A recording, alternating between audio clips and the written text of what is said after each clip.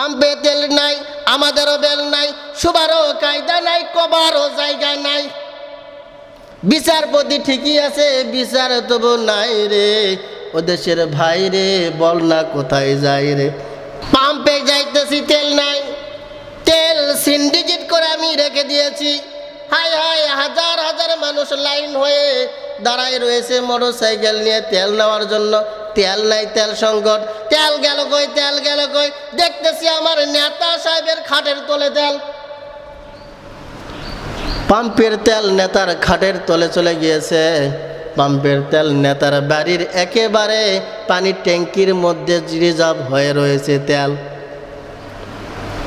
আমার বিবেক যদি দেখতো, আমি যদি নিজে নিজে ভাবতাম আল্লাহর কাছে হিসাব দিতে হবে, আমার দ্বারাই কখনো যেগুলো জনগণের হক অধিকার সেগুলো আমি খাটের তলায় রাখতে পারতাম না।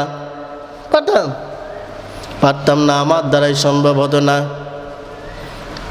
শত শত ভাই তেল পাইতেছে না।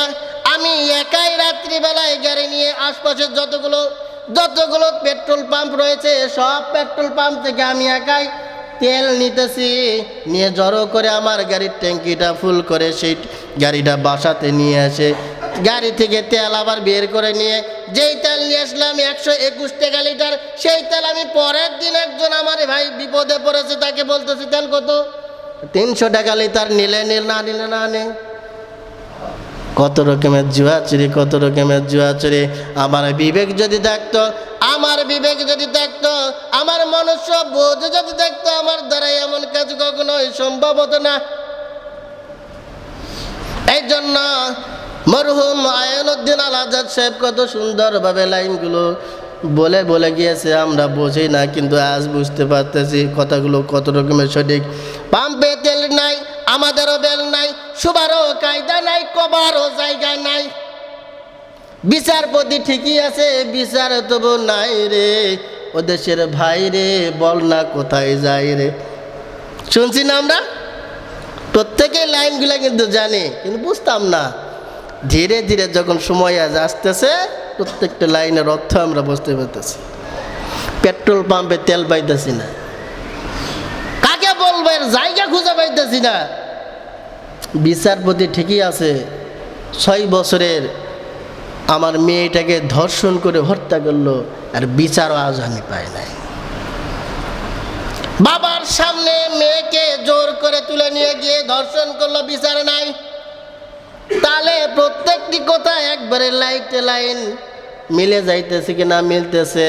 বান্দা রাত্রির বেলা যখন ঘুমাই যাবে, বিশ্রাম যখন নিবে, ঘুমানোর সময় যদি কানের মধ্যে বিষাক্ত কোনো পোকামাকড় ঢুকে যায়, আর পোকাটা ঢোকার সঙ্গে সঙ্গে চিত্ত যখন খাবারের স্বাদটা পেয়ে যাবে, সঙ্গে সঙ্গে কান থেকে বিষাক্ত পিপিলিকা থেকে যত প্রকার পোকামাকড় রয়েছে কান থেকে বের হয়ে চলে আসবে। বান্দার কানটা হেফাজত থেকে যাবে।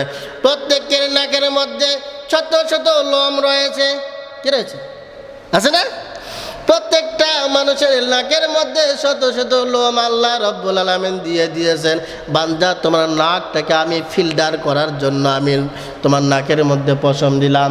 তুমি যখন নিঃশ্বাস নিবা, বান্দা তুমি চলাফেরা করতে গিয়ে কোন এক সময় বাতাসের মধ্যে অনেক প্রকারের ক্ষুদ্র ক্ষুদ্র বাতাসের সঙ্গে ময়লা তোমার নাকের মধ্যে ঢুকে যাইতে পারে, যার জন্য বান্দা তোমাকে আমি নাকটাকে ফিল্টার করে যত রকমের ওই পোষের মেমের মধ্যে ময়লাগুলো আটকায় রাখিয়া শুধু ফ্রেশ তোমার অক্সিজেনটা তোমার নাকের মধ্যে আমি আল্লাহ রব্বুল আলামিন পাস করার জন্য কত সুযোগ করে দিয়েছি। সুবহানাল্লাহ। শুধু তাই নয়, শুধু তাই নয়, আল্লাহ রব্বুল আলামিন আমাদেরকে খাবারগুলো খাবো খাবারের স্বাদ বোঝানোর জন্য। কি মজা খাবার, অনেক সময় তেঁতুল। প্রত্যেকে খাবারের যে মজা এটা বুঝতে গেলে বেশি কিছু না, তেঁতুলের কথা স্মরণ করলেই জিভে পানি চলে আসে, আছে না? তেঁতুল খাবার প্রয়োজন হয় না। টক জাতীয় খাবার দেখলে বা মনে মনে ভাবলে প্রত্যেকের জিহ্বা বলে দেয় আহা কি মজা খাইতে। তাহলে কত সুন্দরভাবে আল্লাহ রব্বুল আলামিন সব কিছু সৃষ্টি করেছেন। এরপরে আল্লাহ রব্বুল আলামিনের কথা আমাদের ভালো লাগে না। নিজ মন মতো চলতেছি, নিজ মন মতো চলাফেরা করতেছি, তোয়াক্কাই আমি করতেছি না যে আমাকে মারা যেতে হবে। এই তো কিছুদিন আগে, আজ থেকে মনে হয় 2 দিন আগে, বাস দাঁড়ায় রয়েছে। দাঁড়ানো বাস থেকে যখন ধীরে ধীরে নামাইতে গিয়েছে ড্রাইভার লঞ্চের মধ্যে, ফেরির মধ্যে যখন বাসটা নিয়ে যাবে, উঠাবে, এমন তো মুহূর্তে বাসের ড্রাইভার হাজারো চেষ্টা করেছে ব্রেক চাপার জন্য, ব্রেক ফেল হয়ে গেছে। ব্রেক না কাজ করার জন্য কত মনের মধ্যে স্বপ্ন ছিল প্রত্যেকটি মানুষের, যে আমি যাব অমুক জায়গায়, আমি অমুক অমুক কাজ করব। কত আশা নিয়েছিল, কিন্তু ব্রেক ফেল হয়ে বাসটা পড়ে গেল সমুদ্রের পানিতে। কতগুলো মানুষ, প্রায় মানুষের প্রাণ চলে গেল। তারা কখনো কি কল্পনা করেছিল, কখনো কি ভেবে দেখেছিল যে আমি এই লঞ্চের মধ্যে উঠবো, উঠতে গিয়ে আমার মরণ হবে? কারণ না, কেউ ভাবতে পারে নাই আল্লাহ রব্বুল আলামিন তোমাকে অনেক প্রকারের দৃষ্টান্ত দিয়ে সাবধান করে দেয়, বান্দা চাইলে তোমার কপালে এইরকম দিন আমি ঘটাই দিতে পারি, এখনো সুযোগ আছে, সাবধান হয়ে যাও। তারপর আমাদের হুঁশ আসে না, আমরা আমাদের বিবেকগুলোকে, আমি ঘুমায় রেখেছি, আমার বিবেকটা এখনো জাগ্রত হয় না। একজন বাবা কাঁদতেছে আর বলতেছে, আমি 19,000 টাকার মাছ কিনে, 19,000 টাকার মাছ আমি রান্না করে এসেছি, আমার মেয়ে আমার বাড়িতে আসবে, মেয়ে জামাইকে আমি কত রকমের খাবার রান্না করেছি খাবো, আমার বিবি এখনো পর্যন্ত জানে না যে আমার মেয়ে এবং জামাই মারা গেছে। তাহলে কত রকমের আশা ছিল, আপনিও সেই রকম মনের মধ্যে আশা আকাঙ্ক্ষা নিয়ে রয়েছেন যে এরপরে আমি অমুক অমুক কাজগুলো করব। আমরা যখনই বলি বাবা আসেন আপনি নামাজ পড়েন, সময় হয়নি হুজুর, বয়স হলে পড়া শুরু করব। আবার যদি বলি ওজনে কম দেওয়া হবে না, তখন সঙ্গে সঙ্গে বলে দেয় হুজুর এনা কামাই করে নেই, এনা সম্পদ হয়ে গেলে তারপর তওবা করে নিব।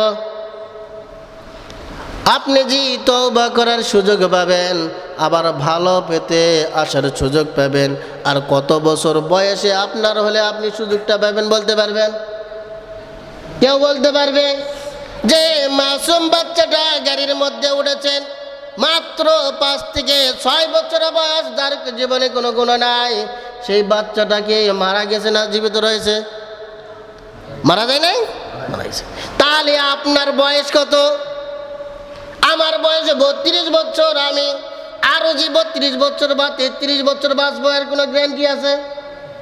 তাহলে আপনি আমাকে একটু বোঝাই দেন যে আপনার আর কত বয়স হয়ে গেলে আপনি ফিরে আসবেন? কোনো গ্যারান্টি নাই, কোনো গ্যারান্টি নাই, কোনো গ্যারান্টি নাই। তাহলে অতএব এক্ষুনি আপনাকে নিয়ত করতে হবে, ফিরে আসতে হবে। আল্লাহ রব্বুল আলামিন শুধু ছোট্ট একটা দৃষ্টান্ত দিতেছি, আমরা প্রত্যেকটি মানুষ গায়ের দুধ দহন করি না? গায়ের দুধ আমরা যখন দহন করি, বাছুরটা অল্প কয়েকদিন হলো, 5 দিন বা 6 দিন বা 10 দিন আগে দুনিয়াতে এসেছে, ওই বাছুরটাকে গলার মধ্যে হাইয়া মোটা একটা রশি লাগে আমি বাঁধাই রেখেছি। বাচ্চাটা দুধ খাবার জন্য কান্নাকাটি করে, তারপরে আমরা ছেড়ে দেয় নাই। ওই মা গাভীটা যদি চাইতো দড়ি ছিঁড়ে গিয়ে বাচ্চাকে খাওয়াইতে পারতো, খাওয়াই নাই। এরপরেও সারাদিন বাচ্চাটাকে না খাওয়াই রাখিয়া বিকাল বেলা বা বেলা হইলে আমি যখন দুধটা দহন করতে যাই, বাচ্চাটাকে কত রকমে ফুসলাই দুধটা খাওয়ানোর অভিনয় করে, তারপরে বাচ্চাটাকে আবার দূরে সরে দিলাম, আর সম্পূর্ণ দুধগুলা আমি যখন বের করে নিলাম, তখন বাচ্চাটাকে ডাক দিয়ে বলেন, মা দেখো দেখো দেখো, ওই তোমার মালিক কি করলো, আমার সঙ্গে ধোঁকা দিয়ে সব দুধগুলা নিয়ে নিল। এরপরে মা গাভীটা বাচ্চাটাকে খাওয়ানোর জন্য দুধ একটু অনেক রকমের রগের মধ্যে লুকায় রেখেছে, ওই দুধ কোনা বের করে নেওয়ার জন্য ভেজাটা সব শর্ট কাদের মধ্যে তুলে দিলাম, পিঠের মধ্যে। যেহেতু মা যতটুকু লুকায় রেখেছিল, তো সেই দুধটাও বের করে নিলাম। তখন বাচ্চা বালকটা যখন মার কাছে কান্নাকাটি করে তখন মা বাচ্চাটার কথার জবাবের উত্তর দেয়। হাদিস শরীফে এসেছে, রাসূলুল্লাহ সাল্লাল্লাহু আলাইহি সাল্লাম বলেছেন, ওই মা গাভীটা তখন বলে, বাবারে, আমার যে মালিক আমার শরীর থেকে সব দুধগুলা বের করে নিল, তোকে না খাওয়াই রাখলো, আমি কিছুই মনে করি না, আমি মা গাভী কিছুই মনে করি না, কারণ আমাকে সৃষ্টি করেছে আমার ওই মালিকের গোলামি করার জন্য। কিন্তু বাছারে, তুই জেনে রাখ, তোকে না খাওয়াই রেখে আমার শরীর থেকে রক্ত বিন্দু বিন্দু যেগুলো দুধে পরিণত হয়েছে সেই দুধগুলা আল্লাহর যেই বান্দারা খাইলো, আল্লাহর শুকরিয়া যদি আদায় না করে রে বাছা, হাসুরের ময়দানে আমার শরীরের প্রত্যেকটি রক্তের ফোঁটার হিসাব আমি আমার মালিকের কাছ থেকে চেয়ে নিব। পারবেন দিতে? পারবো দিতে? কত লিটারে লিটারে দুধ খেয়েছি রমজান মাসে, হিসাব নাই। শুকরিয়া আদায় করি না, আল্লাহর কৃতজ্ঞতা স্বীকার করি না। ওই আমার বাড়ির সেই গাভীটি যদি হাসুরের ময়দানে বলে, কত লিটার খেয়েছ, বাদ দাও, এক ফোঁটার হিসাব দিয়ে যাও, আমি হুজুরের হিম্মত নাই তার হিসাব দেওয়ার। এই জন্য শুকরিয়া আমাদেরকে আদায় করতে হবে, তাই না? আমরা শুকরিয়া আদায় করতে যাই না। যত রকমের অপকর্ম আছে, এমন কোন অপকর্ম নাই আমার দ্বারাই সম্ভব হয় নাই, সব করতেছে ওপেন ফিল্ডে। পাম্পে যাইতেছি, তেল নাই, তেল সিন্ডিকেট করে আমি রেখে দিয়েছি। হায় হায়, হাজার হাজার মানুষ লাইন হয়ে দাঁড়ায় রয়েছে মোটর সাইকেল নিয়ে তেল নেওয়ার জন্য। তেল নাই, তেল সংকট। তেল গেল কই, তেল গেল কই, দেখতেছি আমার নেতা সাহেবের খাটের তলে তেল। পাম্পের তেল নেতার খাটের তলে চলে গিয়েছে। পাম্পের তেল নেতার বাড়ির একেবারে পানির ট্যাঙ্কির মধ্যে রিজার্ভ হয়ে রয়েছে তেল। আমার বিবেক যদি দেখতো, আমি যদি নিজে নিজে ভাবতাম আল্লাহর কাছে হিসাব দিতে হবে, আমার দ্বারাই কখনো যেগুলো জনগণের হক অধিকার সেগুলো আমি খাটের তলায় রাখতে পারতাম না, পারতাম না, আমার দ্বারাই সম্ভব হতো না। শত শত ভাই তেল পাইতেছে না, আমি একাই রাত্রিবেলায় গাড়ি নিয়ে আশপাশের যতগুলো পেট্রোল পাম্প রয়েছে সব পেট্রোল পাম্প থেকে আমি একাই তেল নিতেছি, নিয়ে জড়ো করে আমার গাড়ির ট্যাঙ্কিটা ফুল করে সেই গাড়িটা বাসাতে নিয়ে আসে, গাড়ি থেকে তেল আবার বের করে নিয়ে যেই তেল নিয়ে আসলাম 121 টাকা লিটার, সেই তেল আমি পরের দিন একজন আমার ভাই বিপদে পড়েছে তাকে বলতেছি তেল কত, 300 টাকা লিটার, নিলে নিল, না নিলে না নে। কত রকমের জুয়াচুরি, কত রকমের জুয়াচুরি। আমার বিবেক যদি থাকতো, আমার বিবেক যদি থাকতো, আমার মনুষ্য বোধ যদি থাকতো, আমার দ্বারা এমন কাজ কখনোই সম্ভব হতো না।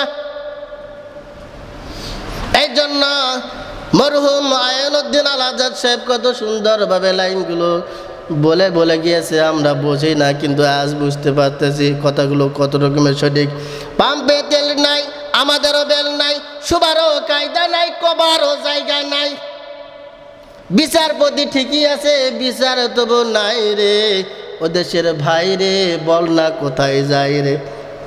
শুনছি না আমরা, প্রত্যেকেই লাইনগুলো কিন্তু জানি, কিন্তু বুঝতাম না। ধীরে ধীরে যখন সময় আজ আসতেছে, প্রত্যেকটা লাইনের অর্থ আমরা বুঝতে পারতেছি। পেট্রোল পাম্পে তেল পাইতেছি না, কাকে বলবো, এর জায়গা খুঁজে পাইতেছি না। বিচারপতি ঠিকই আছে, 6 বছরের আমার মেয়েটাকে ধর্ষণ করে হত্যা করলো, আর বিচারও আজ আমি পাই নাই। বাবার সামনে মেয়েকে জোর করে তুলে নিয়ে গিয়ে ধর্ষণ করলো, বিচার নাই। তাহলে প্রত্যেকটি কথা একবারে লাইন মিলে যাইতেছে কিনা, মিলতেছে?